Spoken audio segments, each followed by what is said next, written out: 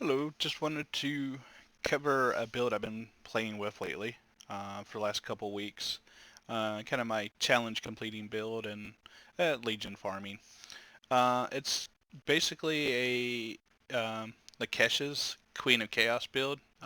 You can just Google that and find it if you want his, and I'll show you what his kind of looks like versus mine. I've made some tweaks and changes, which does affect the overall damage, but adds a mile of survivability. While I was playing kind of his version or her version, I started noticing it was easy to die when you really pushed a map.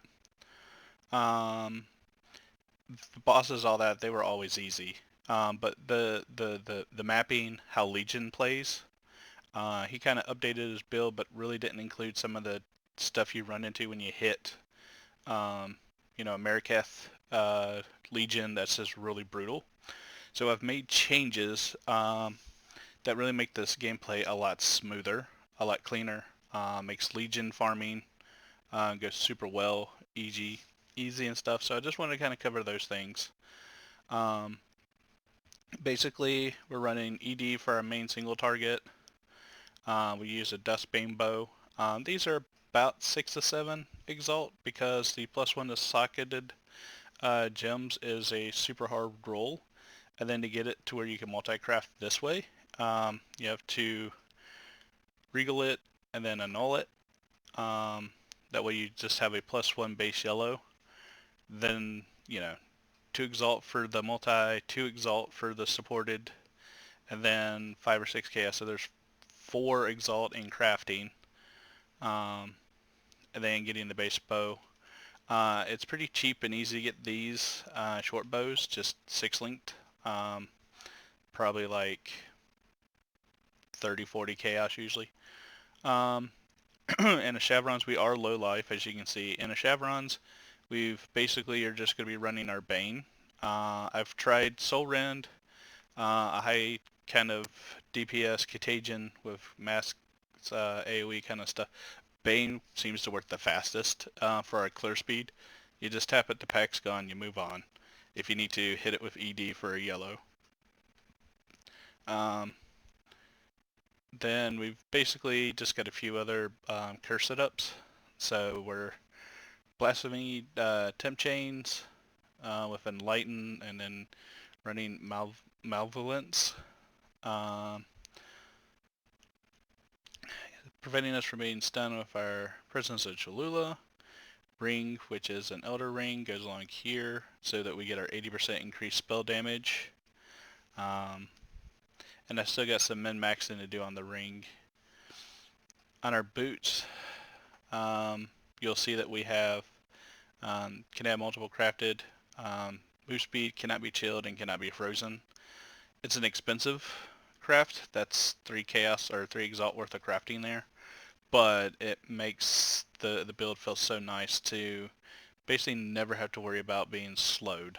Gives your mobility a key, which for the build is everything that you need.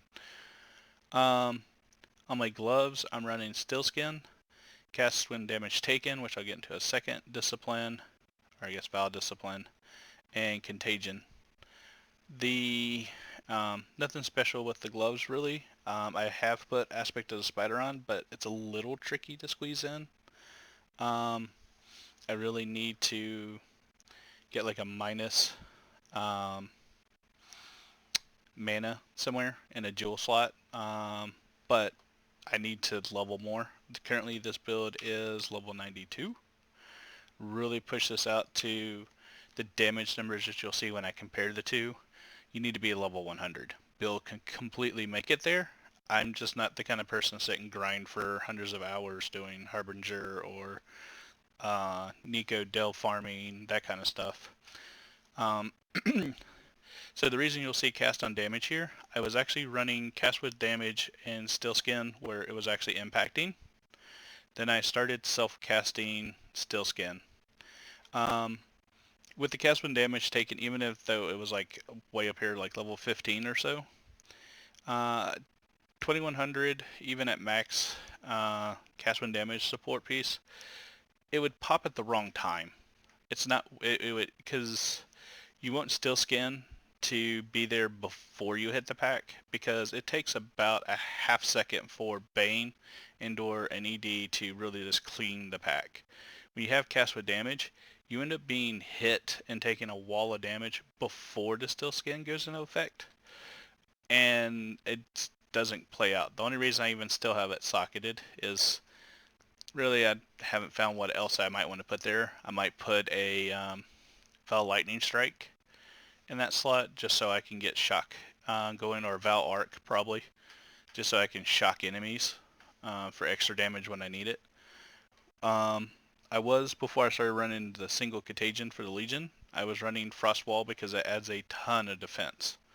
The way Frostwall works, if you don't know, is if there's a whole bunch of projectiles, like Mariketh or Val archers that are shooting at you, the wall goes right in front of them when you get hit. So even though we could be over here, if this character was shooting me, the wall gets built here. And since we have phasing on our flask, we can just still run through it, and we also have flame dash if we really get caught. So that's the reason why cast with damage was there. And I haven't run normal Red Elder in a long time. I've been running Uber Elders all the time. But Frostwall will keep Shaper alive during the channeling lockdown phase he has. Really, the enchant's not ideal on that glove, but it works. The Edric of the Grave can sometimes cause stuns and chills. Regenerate 1% of life and mana if you were hit recently. That's helpful. It's probably the best one to get here just because it keeps your life regenerating or ES regenerating. Of course, need to go with the 40% increased essence drain. I played the build, did Uber Elder, and like monster level 83 delving 200 plus level without it. It's just an extra huge perk. Soul Strike, basically it's the only quiver with a high energy shield option on it, which is what we're really looking to get out of this. And then a faster start of our energy reshield. Recharge is not bad, because we just need to get it started because we're an occultist, and we just want to kind of keep it rolling to help out with Wicked Ward that is now on the tree. We just kind of need to get it kicked off, and that helps kick it off. For our ascendancies, we're basically coming in getting Void Beacon and then Withering Presence. Now for my order, I went Profane Bloom, Malediction, because I need the additional curse, because we are running 3 curses. And then I came down and finished out with Withering Presence for in-game DPS damage. Withering Presence is nice because of the chaos resistance and being low life. It allows us to max our chaos resistance. And then of course the damage over time multiplier. For the tree, basically we're just grabbing life nodes, converting with energy for this kind of conversion here. We are running Pain Attunement because we are low life. We grab the chaos and kind of decay chaos over time nodes. Nothing special there. We are picking up the curse nodes so that we get more impact and effect out of this, and reserved mana reduced mana reservation so we can squeeze it all in. I've got a little bit of extra room I could toy with not necessarily needing some of this, but kind of go from there. We do take Arcane Vision because, well, we only have 100 life and the screen would be black every time we played. We take the Wicked Ward, which is, you don't have to have it, but it is nice to have. I've played with and without it because that's 3 nodes I could possibly be getting somewhere else in the tree. it feels a lot better to play with it. Come up here for more of the damage over time, get our additional curse, Zealot's O, so our life regeneration goes to energy shield. Once again, some more curse and mana reserved. Then we pick up spiritual aid, which gives us a fair amount of extra damage across these. Not to mention, well, I've chosen, just because I don't have, a mirror's worth of Exalt to dump into the build at the moment, um, I've chosen a crystal belt. Ideally, you'd want like an abyssal belt that then can have an eye socketed into it. That would give you additional chaos damage and like minion damage, and that minion damage would apply to us. So you can get quite a bit of damage by converting this over to a Stygian belt. So, and I'll post my build here. So this is where I've landed the build out. You can see Essence Drain is just shy of 1,000,000 DPS. Trust me, it's a lot higher than that when your real feels a lot higher. Typically, even in Uber Elder, one ED ball will phase either Elder or Shaper. Or I guess let's say one ED ball Bane hit will phase the Shaper or Elder to the next phase. Then, so DPS is never a problem with this build. The items, like you can see in the build, nothing special for the skills. Bane's running Despair, Swift, FSC, Arcane Surge, and Enfeeble. Like I said, the Still Skin is really helping out because it's giving us an effective 2,000 or 2,200 extra life in the build there. And sorry, I'm kind of jumping around, but so I'll post this tree so you all can see all of the damage aspects. And the big difference, because here is what the Lakesh's build damage looks like, if you want to. 3.91 million, so basically 4 million DPS on his. Now, with that said, that's assuming a Val Blight, a Val Discipline, and a Val Righteous Fire is turned on. If we take all of those off, then, it starts dropping to quite a bit more. And then the other aspect to keep in mind is he's probably got about a 40 Exalt Watcher's Eye that I don't have, because he's got a double Malevolence in his Zealotry. And they're fluctuating, but when I went to buy one, it was almost 30 Exalt. And the gear that he's running is like min-max to the hilt. +2 to level socketed AoE gems.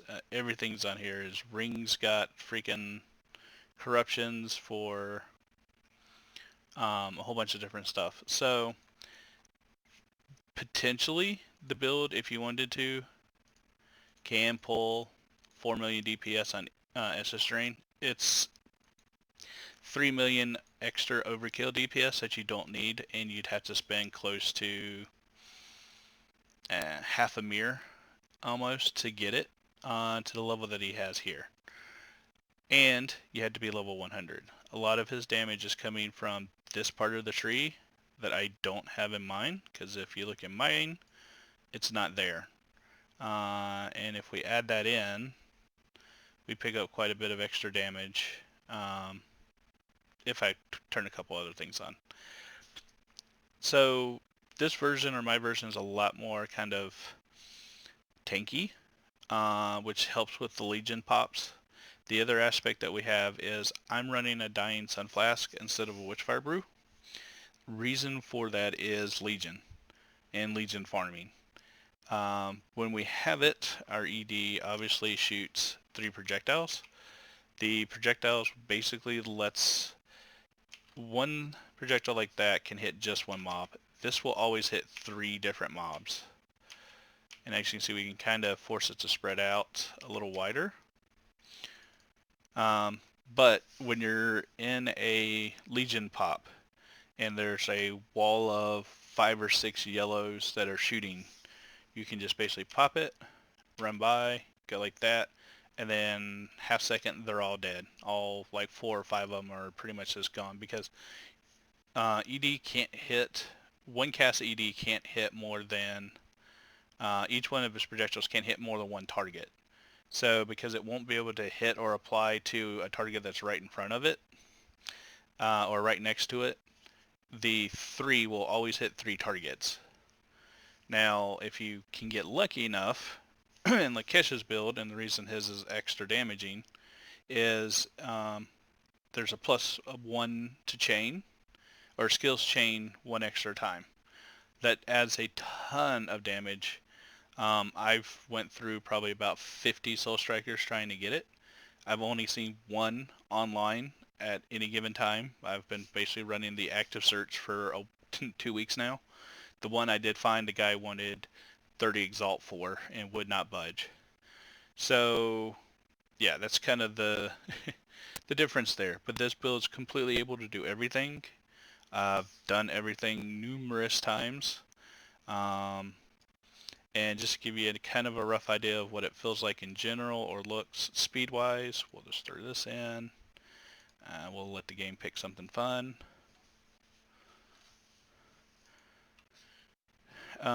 Uber Elders, pretty clean. Usually 1 or 2 deaths if you just get out of positioning. As you can see, this is it's tons of damage, but it doesn't matter because everything dies before you even get to it. But here's where, as I was trying to mention earlier, I'd rather tap. You'll see me kind of hit the still skin before I get to the pack. That way my 2200 life is up ahead and in front, and I'm not waiting to take 2200 damage with cast with damage taken before I get the benefit of still skin. So with that, I effectively have close to, so we have 7,000, so close to 9,000 effective life. And here, if I can maybe get it to demo,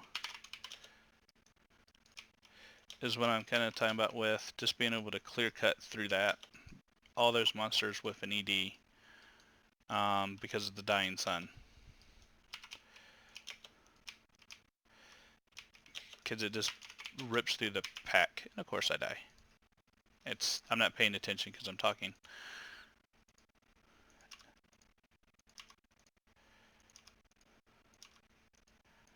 And yeah, deaths are painful because it takes a few seconds to get that back up. All your stuff. And I could edit it out and be like, yeah, that didn't happen, but I'd rather show you what the build ends up being like instead of kind of using editing to make it look great. Wow. Okay, maybe I shouldn't have done a poisoned vulnerability with 200% extra damage for my video.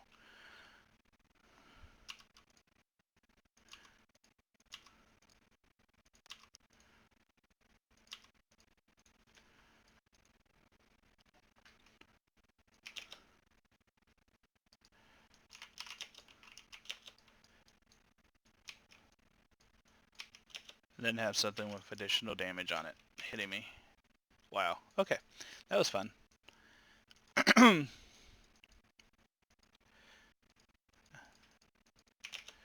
Alright, so back to it, because I really want to get over to Legion here, or the boss, to give you an idea what the boss looks like.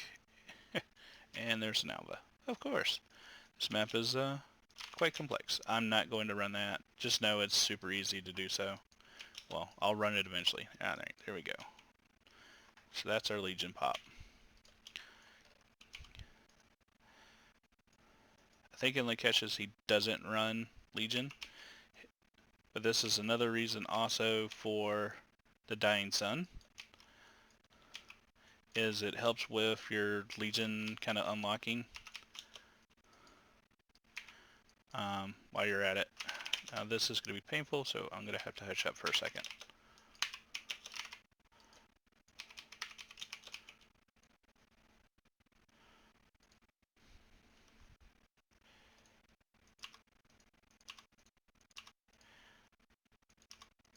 It's also why I covered what the build looks like before I started, just ganking myself. Alright. So one nice thing with this is you can just shotgun the Legion packs if you need to.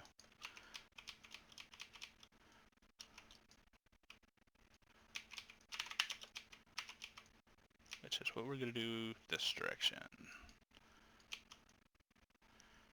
Because that combination is always a pain.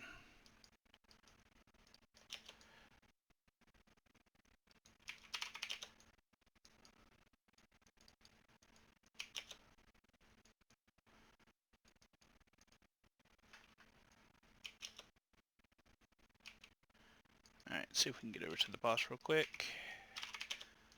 I'll see if I can 2x this.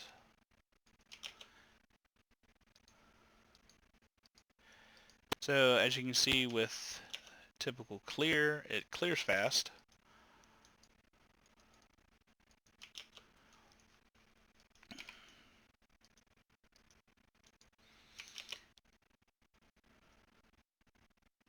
So mapping's ultra fast. DPS is super strong for single target, which is what I'll try and get to here in a second. I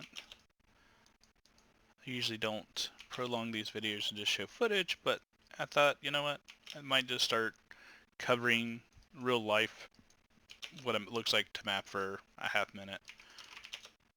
Because I always hate when I'm looking at a build and it's like, yeah, look how great this build is, and then basically you find out that, well, that's because I edited all the not so great things out. So if I'm not mistaken, yeah, we're going to have Harbingers and the bosses as well, and it's a twin boss and pterodactyl, or paradactyl, whatever they call that. But the nice thing is with the Dying Sun, we just sit back, basically shotgun the packs, get out of the way when they decide they can find where we're at, throw a couple Banes down,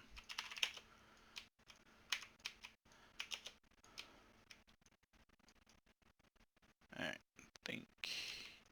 yeah, see, I tapped him one time with an ED and his entire life was just gone. So that's basically mapping here. Now I've got a lot of cleanup to do. So I'm going to do that and kind of stop the video, but that's pretty much the build in full. If you have any questions, post in the comments. I have some videos of Elder, Uber Elder, and things like that I might append, but this video's kind of gotten a little long. I might do another one later. A highlights reel, where I don't die 4 times because I'm running, a ton of different damage mods and everything else that's not great to deal with at times. So, appreciate it. Thank you all for watching. Remember to subscribe and like the video. And for anybody asking or wanting to know, yes, this is a very heavy aura. MTX, just to give you some ideas, we have celestial effects, wastelands for fire, mystic auras, bone aura, monolith aura effects, celestial aural effect, contagion, and a whole bunch of different other effects, courser and huntsman. Just kind of as a quick MTX piece. I'll probably cover this guy a little bit better in some kind of what MTX dress up looks like for this guy, because, well, as you can see, you can have a ton. But anyways, thanks, appreciate it, and I'll catch you next time.